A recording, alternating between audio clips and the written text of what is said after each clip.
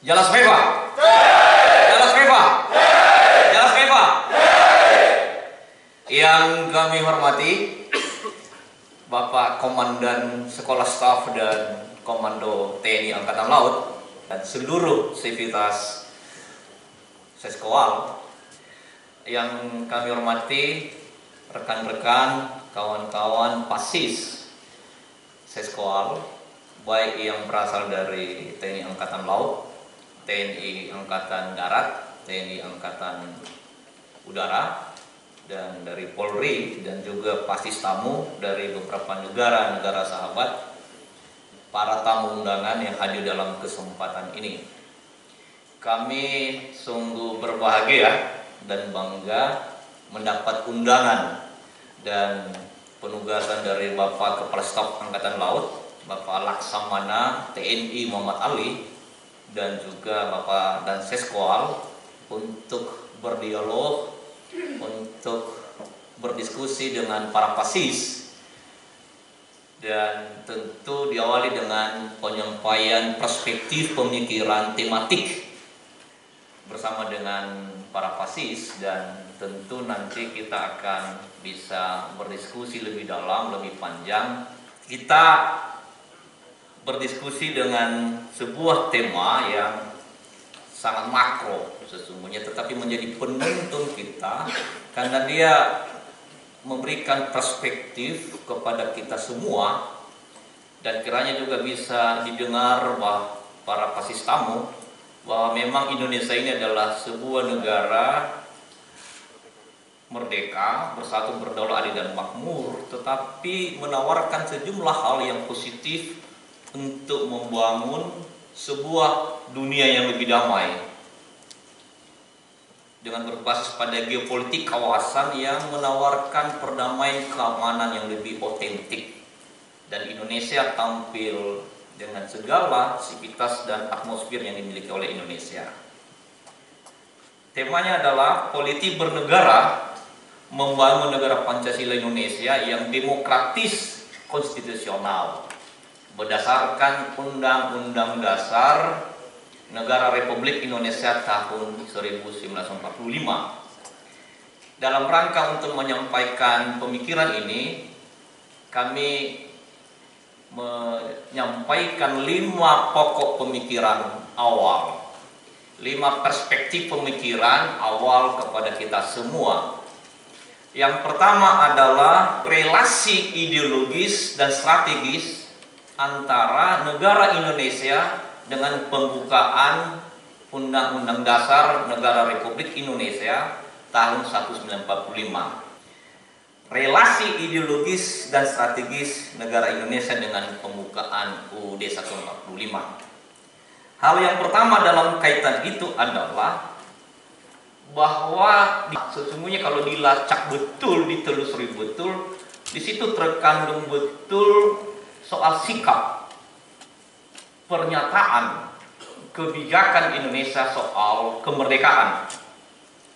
Dan kemerdekaan itu tentu berkaitan dengan kedaulatan bangsa, keutuhan wilayah, yang kurang lebihnya memiliki relasi dengan sistem pertahanan negara kita.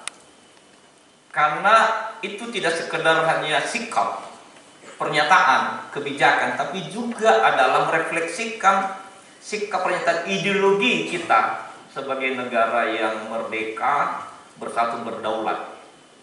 Makanya misalnya kalau kawan-kawan Pasis melacak betul soal inisiasi Indonesia melalui Bung Karno dan negara-negara sahabat soal pelaksanaan konferensi Afrika, itu sesungguhnya adalah sikap pemihakan kita terhadap kemerdekaan tidak hanya bagi Indonesia, tapi bagi negara-negara sahabat juga. Dan ini penting, termasuk misalnya dalam kaitan soal gangguan terhadap kedaulatan sebuah bangsa, keutuhan wilayah sebuah bangsa. Maka Indonesia tampil mungkin dengan pendekatan, bukan mungkin, tapi dengan politik luar negeri yang bebas aktif, dengan kebijakan non-blok, tapi tentu dengan menawarkan sejumlah pemikiran-pemikiran yang gagasan-gagasan. Nah, hal yang kedua, bagian dari pokok pikiran yang pertama tadi adalah yaitu soal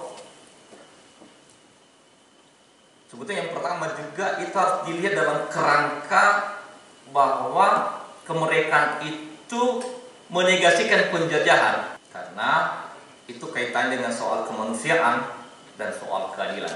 Nah, hal yang kedua adalah yaitu yang berkaitan dengan bahwa ada relasi antara kemerdekaan itu seluruh nafas panjang, satu nafas panjang perjuangan kemerdekaan sampai pada pintu gerbang.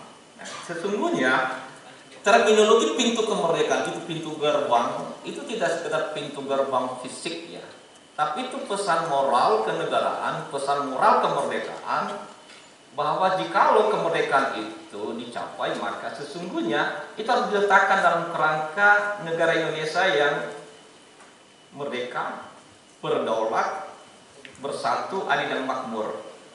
Idiom-idiom ini, hal-hal ini, prinsip-prinsip ini itu dijabarkan, direfleksikan, diwujudkan dalam seluruh peranata Indonesia Raya, Indonesia Maju, Indonesia Proklamasi 17 Agustus. Jadi tidak sekedar hanya pernyataan pembukaan, tapi itu menjadi tugas tanggung jawab negara, state, untuk membumikan itu, untuk menemukan itu.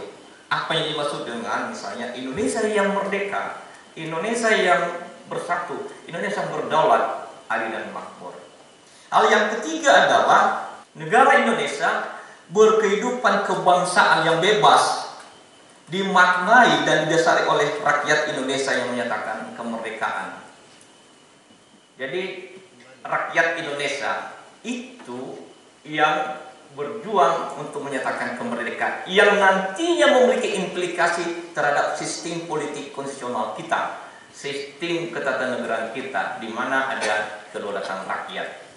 Dan itu nanti di dalam pokok pemikiran berikut kami sebut. Nah, yang keempat adalah pembentukan pemerintah negara Indonesia dalam kerangka melindungi Indonesia, memajukan kesejahteraan umum. Kalau tadi saya melindungi segenap bangsa Indonesia dan seluruh tumpah darah Indonesia, hanya saya persingkat aja.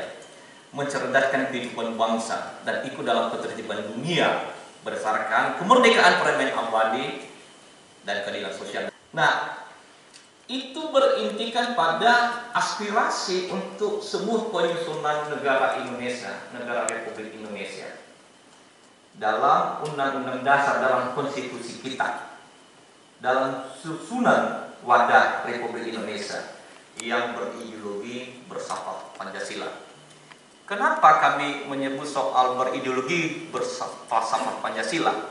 Karena jelas betul di dalam alinea keempat, sesungguhnya nilai-nilai Pancasila ada di dalam alinea keempat. Tapi sesungguhnya itu adalah Pancasila. Eksistensi Indonesia ada di pembukaan, posisi Indonesia ada di pembukaan, fungsi Indonesia ada di pembukaan, tujuan nasional ada di pembukaan, Pancasila ada di pembukaan, soal pernyataan sikap kemerdekaan kedaulatan bangsa ada di pembukaan. Perspektif yang kedua yaitu paradigma negara Indonesia sebagai negara Pancasila, negara Pancasila Indonesia. Apabila kita melihat satu persatu kandungan pemikiran, kandungan pembukaan kita, maka kita bisa menyatakan bahwa Indonesia ini adalah negara Pancasila. Contoh misalnya berkaitan dengan soal pernyataan sikap pernyataan kebijakan soal kemerdekaan, itu sangat sesuai dengan Pancasila. Demikian juga pri kemanusiaan dan pri keadilan. Bandingkan dengan soal kemanusiaan adil dan beradab dan keadilan sosial bagi seluruh Indonesia. Karena memang penjajahan itu adalah penindasan. Penjajahan itu menegasikan dan bertentangan dengan nilai-nilai Pancasila. Makanya harus dihadirkan dengan kemerdekaan. Demikian juga misalnya tujuan nasional, mencerdaskan kehidupan bangsa, itu adalah kandungan dari nilai-nilai Pancasila juga. Kemudian demikian juga misalnya soal melindungi segenap bangsa Indonesia dan seluruh tumpah darah Indonesia. Dan demikian juga memajukan kesetaraan umum. tentu politik penjabaran yang di dalam berbagai peraturan perundang-undangan baik tap MPR maupun undang-undang, peraturan pemilu dan seterusnya itu kita harus merefleksikan soal sikap kebijakan program kegiatan seluruh sivitas negara. Kita juga walaupun juga misalnya masyarakat sipil, karena kita bagian dari kehidupan bermasyarakat, berbangsa dan bernegara. Demikian juga misalnya soal alinea yang keempat, yaitu juga merefleksikan, menunjukkan, menumbuhkan soal nilai-nilai Pancasila. Oleh karena itu maka pokok pikiran yang ketiga, bagian dari yang kedua adalah yaitu atmosfer ya. Atmosfer itu suasana kebatinan, perumusan, pembahasan dan penyelenggaraan isi pembukaan itu harus dan pada dasarnya juga menunjukkan nilai-nilai Pancasila. Atmosfer, suasana kebatinan, suasana pemikiran yang dikandung oleh pembukaan. Nah, yang ketiga adalah penyelenggaraan negara Indonesia yang demokratis dan konstitusional. Demokratis konstitusional. Hal yang pertama yaitu berkaitan dengan bahwa keseluruhan prinsip-prinsip penyelenggaraan negara Indonesia yaitu harus berdasarkan dasar-dasar demokrasi dan kedaulatan rakyat secara konstitusional. Yang pertama adalah yaitu soal instansi pemilihan umum. Instansi pemilihan umum, ada pemilihan umum presiden dan wakil presiden, ada pemilihan legislatif, ada pemilihan kepala daerah. Khusus kepala daerah sesungguhnya di dalam pasal 18 itu pilihan. Pemilihan kepala daerah bisa dengan pendekatan sistem perwakilan, bisa juga dengan pendekatan langsung oleh rakyat. Tetapi kalau pemilihan presiden dan wakil presiden itu memang mutlak harus pemilihan langsung. Ini ada hubungannya dengan sistem presidensil dan ada hubungannya dengan soal pelibatan rakyat sebagai wujud kedaulatan rakyat untuk meletakkan soal kelembagaan kepresidenan kita itu memiliki tugas tanggung jawab kewenangan untuk memimpin Indonesia baik sebagai kepala negara maupun sebagai kepala pemerintah. Nah, tentu keseluruhan ekosistem penyelenggaranya absah, demokrasi dan konstitusional. Dan ada lembaga-lembaga yang mengawasi itu, menyelenggarakan itu. Ada KPU dan seluruh peranatanya, Bawaslu dan seluruh peranatanya, bahkan ada di KPP. Dan memang ada Mahkamah Konstitusi, walaupun sekarang sebagian tugas tanggung jawab kewenangan di MK itu sudah digeser ke Bawaslu. Ya, bagian yang kedua adalah yaitu terbangunnya, terkonsolidasinya institusi-institusi atau kelembagaan politik ya, dan hukum. Jadi, tetapi yang kredibel, profesional. Yang pertama adalah yaitu sekaligus juga untuk membangun atau melembagakan ya DPR. Pembangunan kelembagaan institusi DPR yang kredibel, yang profesional, akuntabel, efektif dan produktif. Saya menambah kalimatnya yang efektif dan produktif. Dari mana misalnya kita tahu DPR itu bisa mewujudkan kedaulatan rakyat yang otentik dan konkret? Itu bisa ditelusuri dari sejauh mana kualitas parlemen, termasuk juga di provinsi, kabupaten, kota, menghadirkan aspirasi publik, aspirasi masyarakat dalam bentuk politik anggaran, politik legislasi, politik pengawasan, dan seterusnya itu. Apakah kredibilitas itu bisa diwujudkan dalam bentuk itu? Profesionalitas dan akuntabilitas. Jadi itu menjadi persoalan tersendiri untuk membangun kelembagaan DPR untuk menjadi kredibel, akuntabel, profesional, efektif, dan produktif menghasilkan sesuatu yang menjadi tuntunan publik, aspirasi publik. Demikian juga DPD, demikian juga misalnya yang lain-lainnya, DPRD Provinsi Kabupaten Kota. Nah, lembaga negara kita ini memang Bapak dan sekolah ya perlu saya sampaikan, memang ada yang melalui proses election, ada yang proses selection. Jadi seleksi ini misalnya soal BPK, KY, MK, MA. Sama-sama lembaga negara tapi proses mandatnya bersumber dari yang berbeda.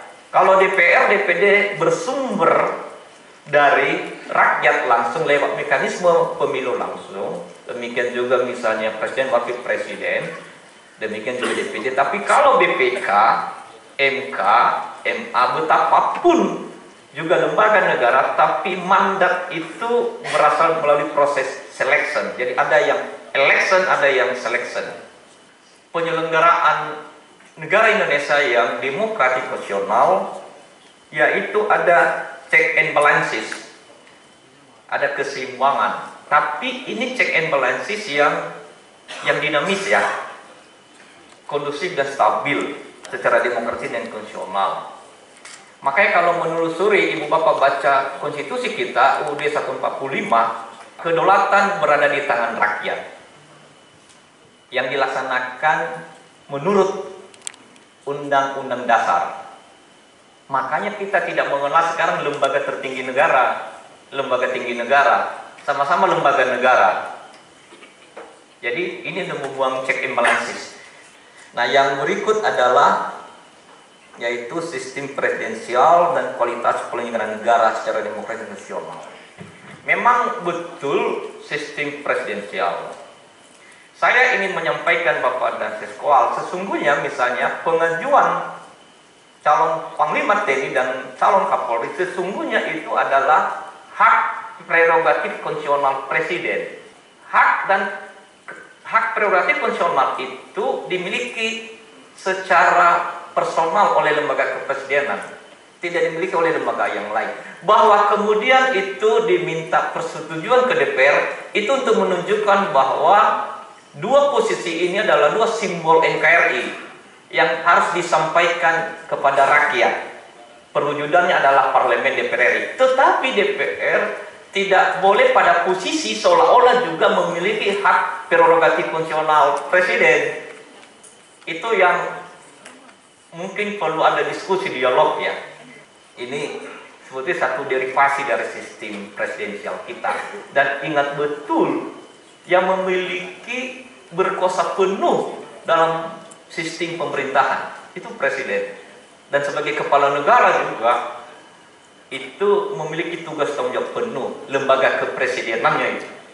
Bahkan di dalam konstitusi juga yaitu memiliki kekuasaan penuh atas angkatan darat, angkatan laut, dan angkatan udara. Itu sebetulnya lebih dari istilah terminologi panglima tertinggi, karena memiliki kekuasaan penuh atas AD, AO. Itu wujud derivasi lebih lanjut dari sistem presidensial. Dan ini menjadi penting karena kita negara kesatuan yang berbentuk republik.